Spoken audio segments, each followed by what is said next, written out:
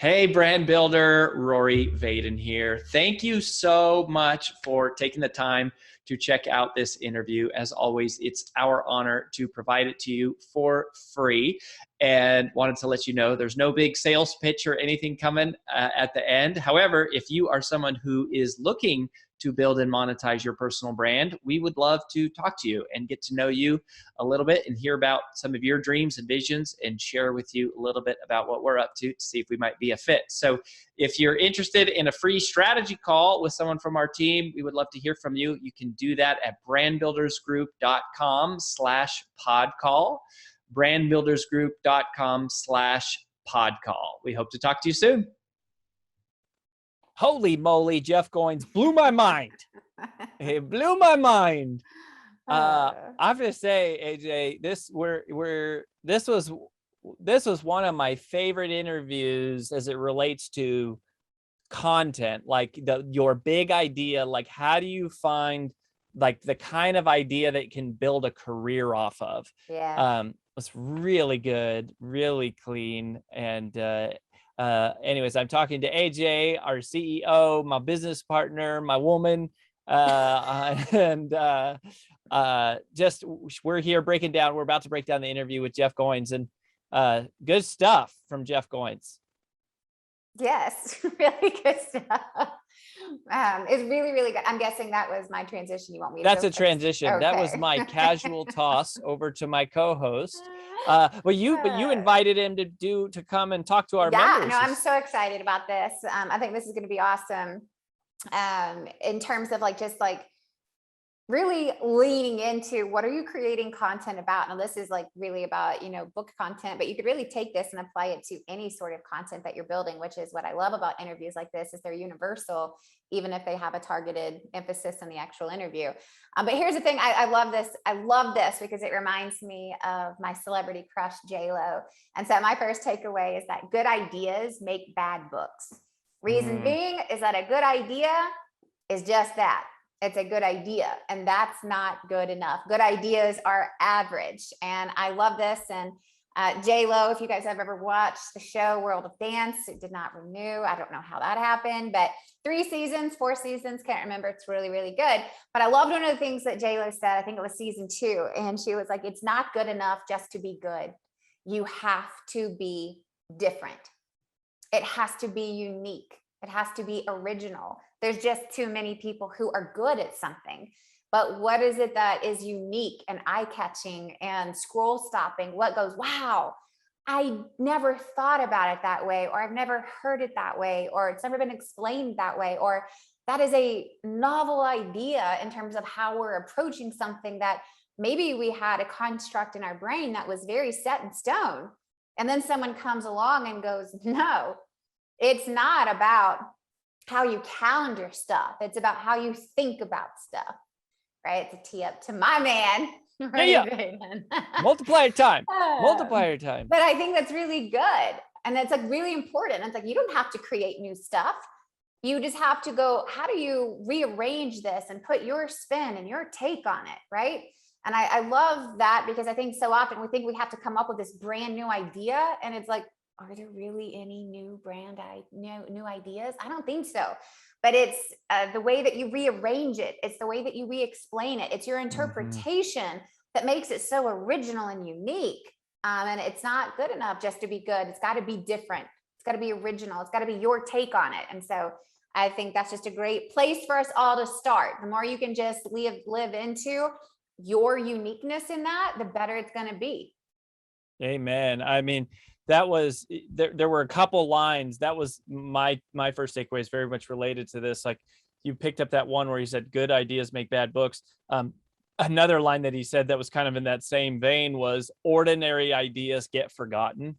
And that really hit me as kind of a sobering thing. And then the other thing I loved about the interview, so that was very kind of alarming and oh man, it really grabbed me to go, what is different? What are we doing that's different and unique? And then he kind of gave 2 really tactical formulas kind of all throughout, but as I went back and reflected on the interview, there were sort of 2 tactical formulas for how to not be forgotten and for how to not just be, consumed. And the first one was, he said, an interesting idea is something that is 80% the same as what we've always heard, but then 20% different. And so that was really powerful to be like, it's got to be close enough that it's familiar to people and we can go, "Ooh, I like that. I get it. That is true." But then 20% different to go, "Oh, but I've never thought of that.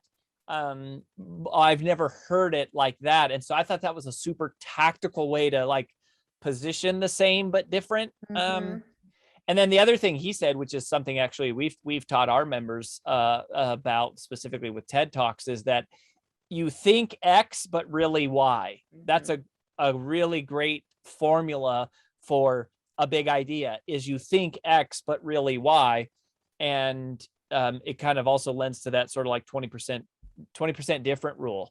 And I mean, I could see this 20% different rule becoming something that we use a lot. We might have to like coin it after Jeff and be like the Goins rule of 20%, or maybe we'll have to come up with something. So anyways, I had the same takeaway as you, AJ, on the first one. Yeah, well, I would just like tag on one little quote that I would add in there, and I thought he was really good. He says, you change the world by changing people's minds. And that's like very much like a tag to what you just said. And it's like, that's what people fall in love with, is like this idea, right? It's like you change the world by changing people's minds. So I thought I would add that in there. So that's kind of like a transition. I just flew my earphones out of my ear almost. So here's my second one, is that people buy the idea of the book before they buy the book. And I think that's really important because they're not buying the words on the pages. That's what they get after they buy it. They're buying the idea of the book. And I think we get consumed with the words on the pages and going, no. Why are people going to buy this? It's the idea that the book represents, not just the words on the pages, because they're never going to get there if they do not pick up that book or turn play on audio to listen to it. And it's like, how much have you spent going, what is the idea of this book? Like, what am I trying to change someone's mind about? What am I trying to make better or easier? But what is the idea of the book? And I think, to me, the reason that's so important, because that's the sales strategy, right? That's the marketing strategy. I love one of the things that he said at some point in this really good interview. He goes, once the book is written, basically your marketing hopes are over, right? And it's like, you've got to have the hook of why are people going to buy this before you write the book, right? And I think there's some real power in that, of going, it's like, what are people going to buy in terms of the idea? Because I think that is the sales and marketing strategy of the hopes, even if the book ends up being a real letdown, right? So I think there's a lot of power in that. It's like, what is the idea of it? Because that's what people are really going to buy into. That's also a huge part of the sales and marketing concept. Yep, that stuck with me too. And I think when we teach, one of the things we help with our members a lot of times is helping them come up with titles. And we talk about, you have to learn to separate the truth from the title. The truth is inside the book. Like, it's the thing that'll change their life, but the title is the transformation. It's the promise of what the book provides. And that's what you're really selling. It reminds me of a couple of the metaphors that we use, where it's like, if you need to get a dog to take medicine, you put the medicine inside a peanut butter. And so it's like, the title of the book, the marketing of the book is the peanut butter. And then the text, the words on the pages, as you say, AJ, that's the medicine.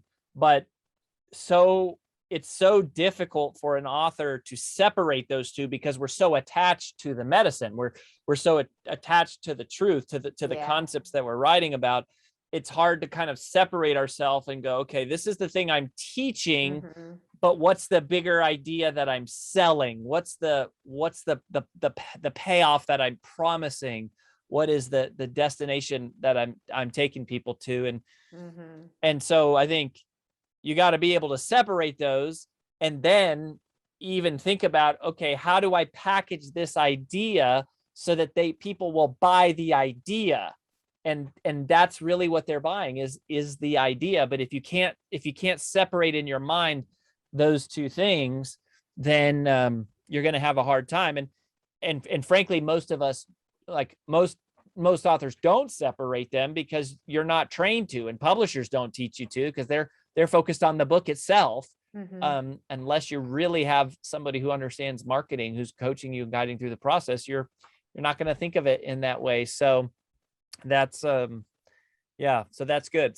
Got to separate the title from the truth, the cover from the content, and the idea of the book versus what's in the book. So what was your third one? Yep. So my third one, kind of similar, but just a little bit different. And it's really just how you actually put the book together.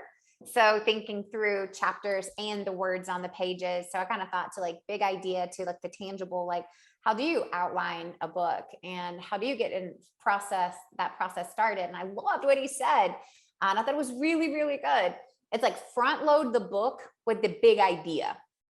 Like the entire front part of the book should be just front loaded with the idea, and then the rest of the book should just illustrate that idea.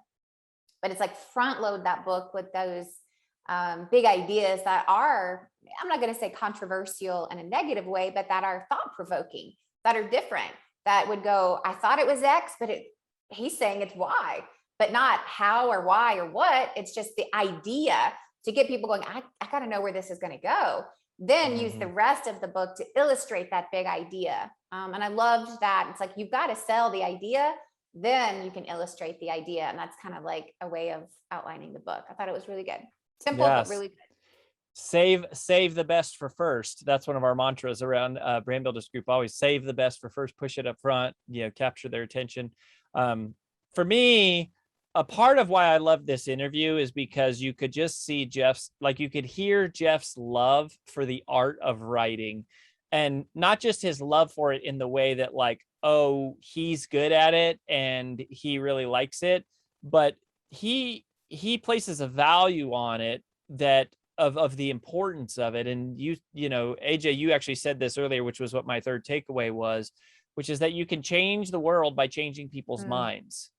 And for him, it was like, he really cares about helping people write better ideas, not just to sell more books, but because better ideas make a better world. Like he actually said that, like better ideas make a better world.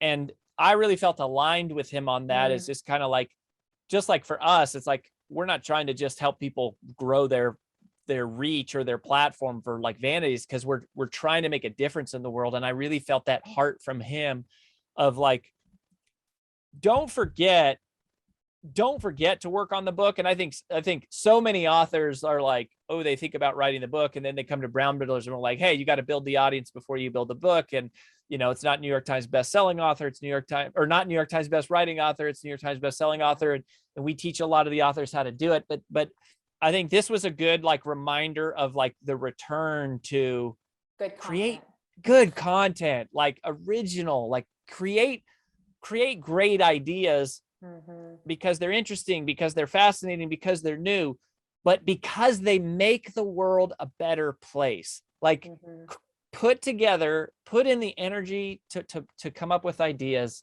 that make the world a better place. And so we want to do both. We want to help you create amazing ideas, and then we want to help you tell the whole world that they're there, so that you can make a lot of impact and a lot of money doing it. So just loved it. Great episode. Definitely a top one. Go back, listen to the Jeff Goins interview, and keep coming back here. I mean, the interviews are just incredible. We learned so much. We hope and trust that you are too. Thank you for being here. We'll catch you next time on The Influential Personal Brand.